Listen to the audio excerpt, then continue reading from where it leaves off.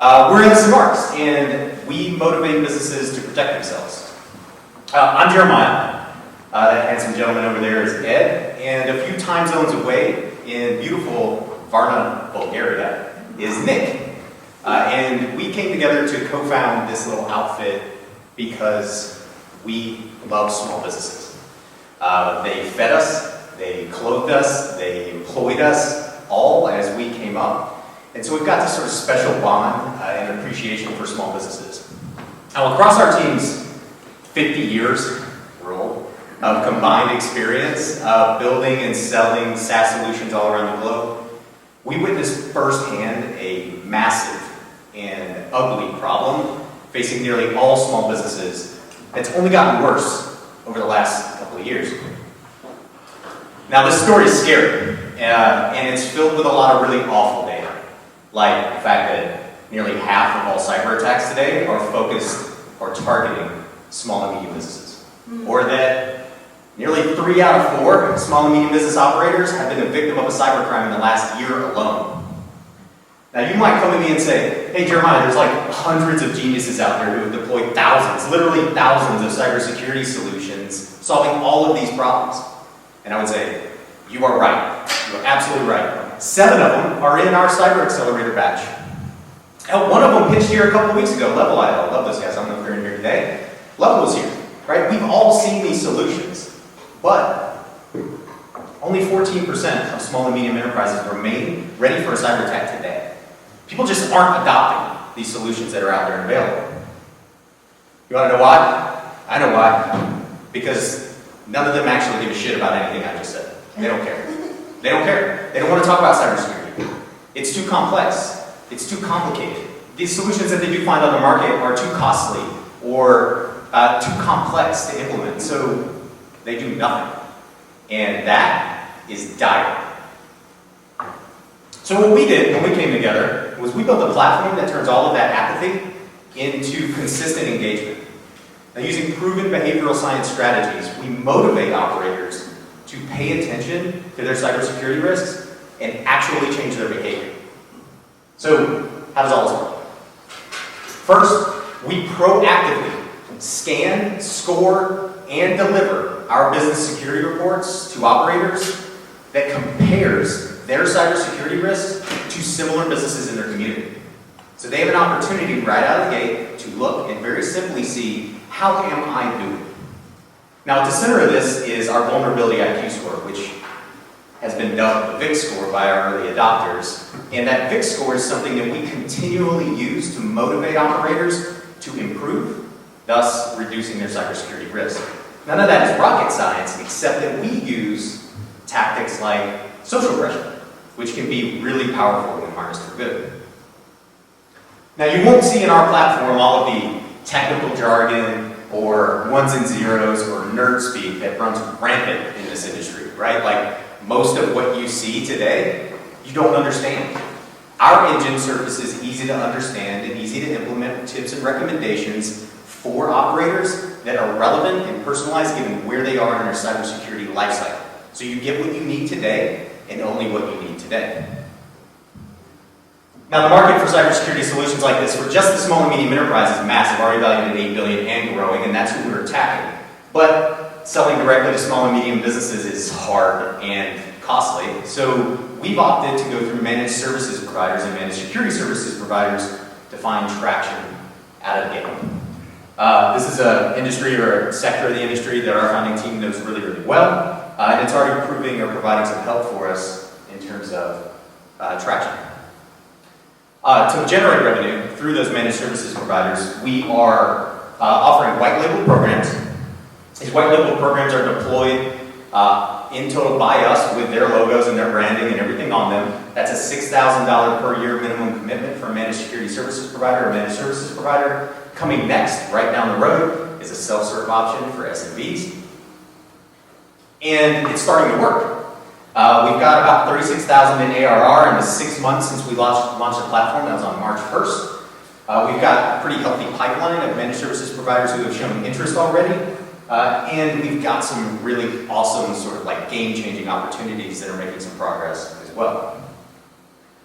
Now, we do have this like big, insane area ambitious goal, right? Everybody's got to have one, but we know we've got to hit a few milestones before we get there. And so what are we doing today? What are we doing right now? Well, we're fine-tuning the program. We're only 6 months old, so we've got some work to do in order to make sure that we get consistent results in the program. That's happening. We're expanding into Europe. We just got accepted into a globally renowned cyber accelerator out of Eastern Europe, and so we're expanding our operations. We opened an office in Italy last week, and we're working to find a new watermark for traction at 10K in MRR. That's all happening over the next 90 days. And so I'm going to answer with that the question that is just burning on everybody's mind, like how can you help us as a community? I got two things for you. The first one's really, really important. The second one's kind of. The first one is like, look, when you leave here today, do something, right? Just anything, and do it every day. Do something just to make sure that you aren't the easiest target for a bad actor. How many of you have heard that old African proverb that I'm referencing here? Don't be the slowest gazelle, right? A few culture nerds in the room. So for the rest of us, again, what I'm really saying is just take some action. Some action every day. You don't have to do everything all at once, but take some action. Small, basics and fundamentals, focus on them, and you will put yourself in a much more advantageous position against those bad actors. That's thing one that we'd ask you to do today. Thing two is go tell 5 business operators about the awesome cybersecurity platform you saw here today. Word of mouth is the most powerful salesperson on the planet. SMB operators and SME operators cherish word of mouth more than any other type of operator. And so for us, what can you guys do? Go tell them. Text them, right? I've got a pretty good text message up here. Be sure to tell them how cool we are. And we'd love to talk to them. We just need them to know that we're here and that we can help out. That's the biggest ask from us today. And so with that, I say thank you. Excited to be here and excited to answer any questions that you guys may have. Ed's going to come up and help out too.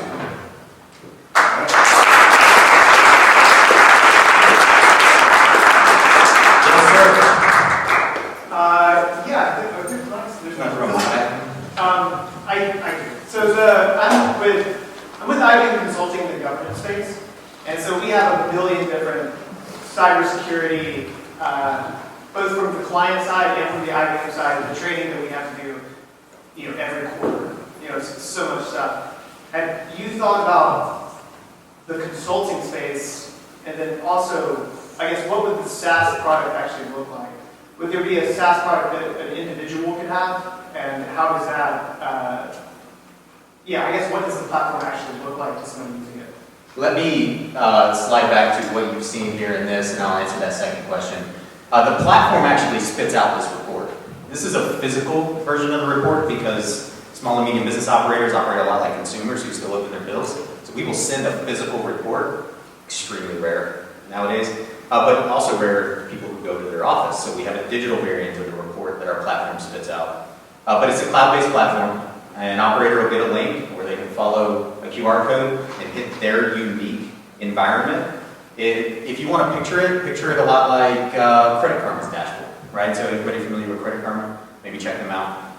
The idea here is to keep it very simple and give you the opportunity to come, land on the page, learn what you need to take action on, take that action, and move on. It's a very simple dashboard with a ton of value behind it in terms of the content. So Credit Karma is, I guess, the best way to sort of picture the platform. We can demo it, we just didn't know if we have the time. Now, we thought about the consulting space to go talk to, and work with, and partner with. Yes, we need to build out our APIs. Integrations, I think, are key. Transparency in this space in terms of risk ratings and key integrations into multiple platforms are key. And every consultant we talked to said, yeah, but do you have X, Y, and Z integration? So we're so early that when we get the integrations and we get the opportunity to build out a really nice, clean, full API, then absolutely, that's a direction for us. I'll make a quick comment on it too, is IBM would actually be probably a target of ours long term as well, because what you see where you see Edison Marks up there, could be rebranded for IBM. So we've seen where IBM might compete on a managed service provider side or managed security service provider side. Some pretty big companies have interest. Yeah, and that white labeling makes a lot of sense for these large consulting companies. Instead of having to buy a company, they can just, rebrand it. We'd be open to that too, but maybe a few more years. And a little color is that with the white labeling, we've got cybersecurity platforms that people keep thinking are competitors, whose salespeople are taking this thing, putting their company's logo at the top and sending it to their prospects because they're like, nobody will pay attention to me, nobody wants to talk about my product because it's cybersecurity and it's boring. But when we send you a report, they give me the meeting I want. And so it can be used in a whole host of ways, right? If it actually captures attention for the right reasons and you are interested for the right reasons, you can do a lot of good stuff. Not to just keep piggybacking on, but the platform, the back end of the platform actually serves up engagement as well. So somebody from IBM or one of those consulting firms would actually see when people are engaging with these reports, which is pretty cool, right? They can see engagement and understand there might be opportunities. Yeah, it's a totally different approach to cybersecurity. It's behavioral as opposed. Yeah, I've never seen that before. Is there another group that does similar thing? No, but, well, I would say that there's a group called Nudge Security out of the Valley that just raised a ton of money that's doing security awareness training. It's driven by behavioral science. But in terms of the way that we're leveraging that same behavioral science, no, not like us. We've done this in the past at a couple of companies, and it worked. So we thought we'd bring it to this space. I don't know. Okay, cool. Oh, by the way, one tip on the microphone, if it's not close enough to lick, it's too far. I'm never going to use that. Always going to speak testing. Oh, boy. Okay. I'll try not to make too much noise licking. So great concept, nice presentation, and I love the fact that you guys are attacking the user behavior piece. Obviously, that's where adoption really creates value. So what are the barriers for getting MSPs and then MSSPs to adopt it? Because that's great, a great leverage sales force for you guys. But why would they? Why won't they? What are the issues? Can I take this? Yes, of course. So we solve a pants on fire problem for managed services providers. It doesn't matter what report you look at. They have the same top two problems. Kaspersky, Kaseya, everybody who's surveyed in this space all say the same top two things. One, we have a problem with customer acquisition. That's our number one problem as an MSP. Two, we have a problem with customer retention. That's our number two problem as an MSP. It's always one or the other as the top two.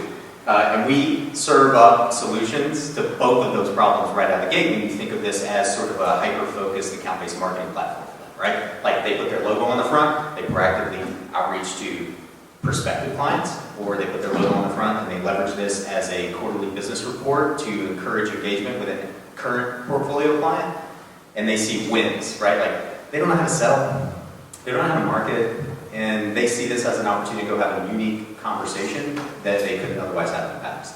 So in terms of a barrier, our barrier right now is like, how do you get in touch with 50,000 of them, right? Because nobody knows this space really well, right? There's not like, you can go to Zoom Info and learn any small business or any medium-sized business info you want and like start banging away cold calls, but with managed services providers, there's not a list of 50,000 anywhere. You literally have to go one at a time.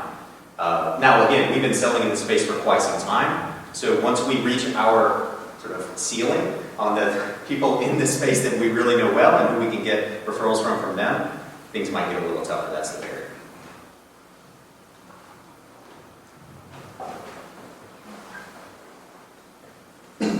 So I've got a question in regards to, do you have to be a cybersecurity professional in order to be able to white label this product? Or is this something that, let's say, marketers can take on, affiliate marketers, and start as, so like, let's say if I wanted to do a marketing campaign, could I just white label it for myself and not be a cybersecurity expert? Or would it better fit the affiliate marketers that are selling it and just getting their commission off of those sales? You don't have to be. We've actually seen some folks look to adopt it in the insurance industry because they said, hey, this provides value to our customer base. So I think we'll see some folks that say, hey, we might look to white label this report because it's good engagement. It's a good way to engage our customers or prospective customers. But what I'd say is if you want to do that, you probably need an MSP, MSSP as a backstop. Because if they come back to you and have questions, we might be able to help that one scale long term, right? And early on, we might be able to help you with that. But really, they're going to need some help. When they come and ask you questions, if you're white labeling it, they're like, hey, how did I get this score? What do I need to do? And we give recommendations that are really straightforward. But as they start asking more, you might need a backstop there with an MSP or partner with an MSP. Hi, I have a quick question. So, if I were to be looking at this report and it's a comparative analysis between, businesses of my size and scale, I to be bar raising, not bar meeting. What kind of industry, bars are you establishing benchmarks against? Not just other businesses that could be at a low bar. I don't know what bar a business, a comparative business is being performed at. What kind of industry benchmarks are you leveraging? So that's my first question. And then I'm just curious, why have you all chosen an Italian market to expand your next business venture into? Kind of help me understand the vision there. Sure, let's answer both of those. I'll take it. Okay, go for it. So, I'm going to jump to the second one. We opened the office in Milan only because the investor, CEP, which is one of the largest SaaS investors in Europe, asked us to open it in Milan, and they're cutting the check. So we're not going to expand in Milan first, or in Italy first specifically in terms of that market, and there's a whole host of reasons why. First, it's like the most complex business environment on the planet and nearly impossible to just walk into and grow. But second, it's not even the most promising market in all of Europe. So our investor, CEP, asked us to put the office there, and specifically also said, don't start here, right? Like, put the office here because we want to be able to tell people we're bringing American companies to Italy, but start somewhere else, right? So, not Italy, but EU. On that second question. First question was On the industry benchmark. industry benchmark. Talk about that and what we're doing with WCU. Yeah, so we did just get into a program with WCU, and they're working with some of their seniors in a capstone project. And so there's some things that we're going to look to do industry benchmarks. One of the first that we'll look to target is healthcare. So there's some unique things I think we can do to benchmark, and we'll look at, as you can see the score, when we do these scores, it's not like a credit score rating, 300 to 850. And so one of the big industry benchmarks we'll do is we'll take a look at healthcare companies that have been breached this year, and take an analysis because they have to report back if they've been breached with 500 or more records. We'll run them through, and we'll scan and score and see how they're doing. And so we'll start doing more industry benchmarks to drive kind of interest and awareness to Edison Marks, because it's pretty easy for us to do. We also benchmarked with leveraging some information from the chamber here in Asheville, around 700 organizations, small and medium, just businesses associated with Asheville. The average score, I'll ask folks here, what do you think the average score of the businesses here in Asheville, 700 businesses we scanned? Again, 300 being low, 850 being high, just like 550. 350. 400. Gosh, we get some pessimistic folks. Whoa! No, I hate to say this, it's like better than what folks are guessing here, was $5.99. But what would $5.99 get you? Yeah, what is that? $5.99? It would get you a really high interest rate if you're trying to buy a house, right? I mean, really think about it like a consumer credit score. And so what would it get you is Slow hijacked. You're slow as hell. Right. Now, in terms of the benchmarks, the baselines, what are there out there today? There's only one other company trying to benchmark in mass, and they're doing it with the enterprise. That's Security Scorecard. If you haven't heard of them, go check them out. And we're trying to do it now too. The fortunate part of the accelerator that we're in, there are a couple of engines who have been just scanning environments that we can plug our algorithm into to get to go from 0 to 2 million scanned businesses literally overnight as soon as we plug in, which is another reason we said yes to this accelerator. One quick note. There are a fair number of TLAs and FLAs in this presentation, 3 and 4 letter acronyms. So, just so you keep conscious of that. No problem. So you guys have had a lot of great traction, and you won awards statewide. You have an Italian office. On your team slide, it was CEO, COO, CTO. You have a marketing or PR person to help tell the stories, to expand on the marketing side of what you do, let people know that this is a international, fast-growing, award-winning company here in our market. No, that's literally the first hire when the check hits the bank right now, so we're waiting on the check to hit the bank. There's going to be an army of content producers on our side, because to create content that resonates with small and medium businesses, we've got to have an army of content writers. But in terms of PR and marketing, literally the first hire at the top. We've got a dev team in Varna, UX, front end, back end, total of 7. And so we're covered there, which allows us to spend this money on the right PR and marketing team to tell the story.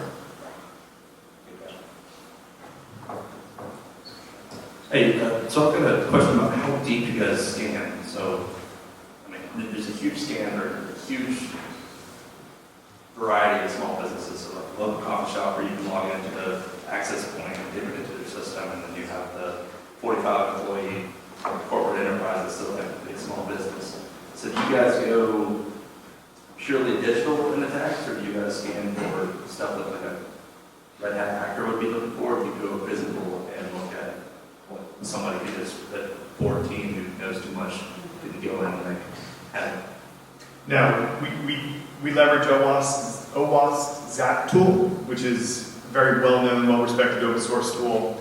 And we're looking at today, mostly like the top 4 or 5 things.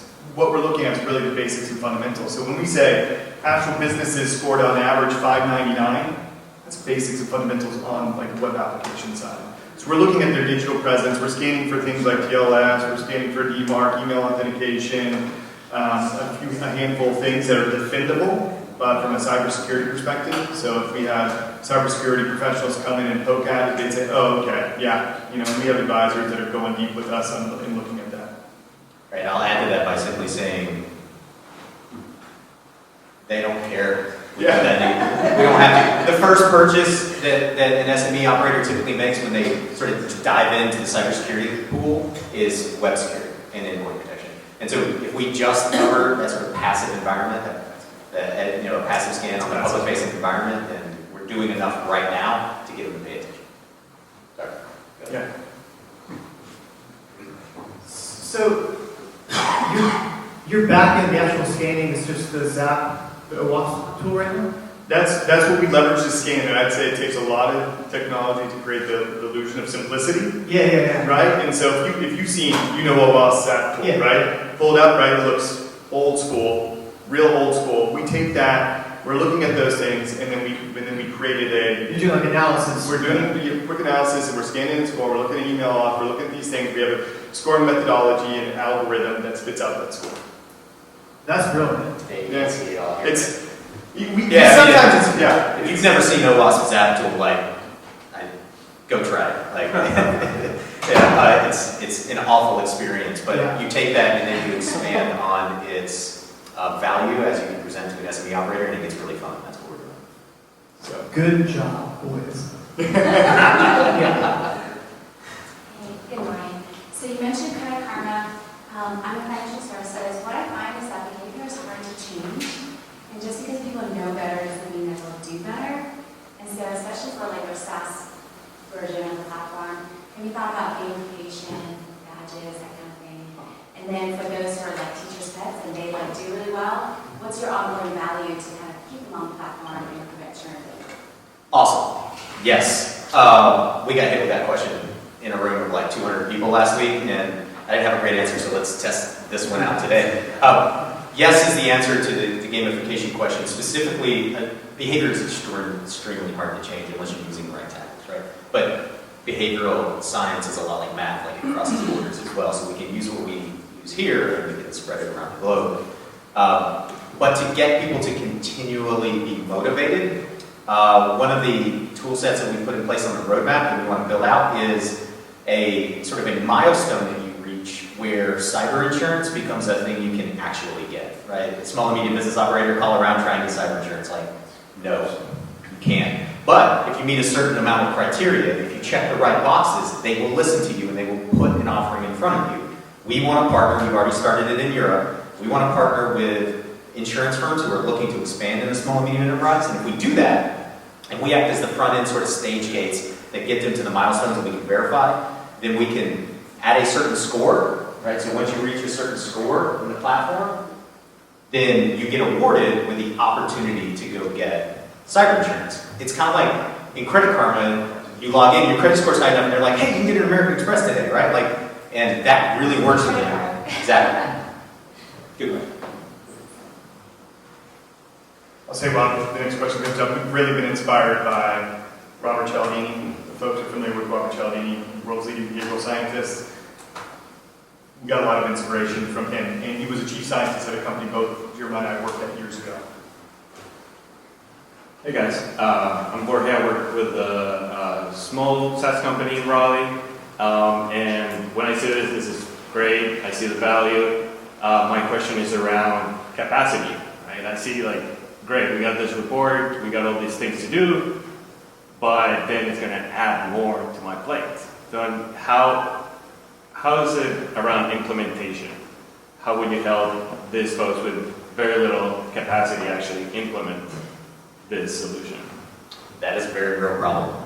So the first problem we tend to hear out of people when they don't engage with cybersecurity, who are actually willing to have a conversation, is I feel overwhelmed by the subject right away. So what we do, and very intentionally, first, this is a multi-part sort of answer, is we only surface what we think is valuable right now for you, given where we think you are in your cybersecurity lifecycle. The more you work with us, the more we'll know about it.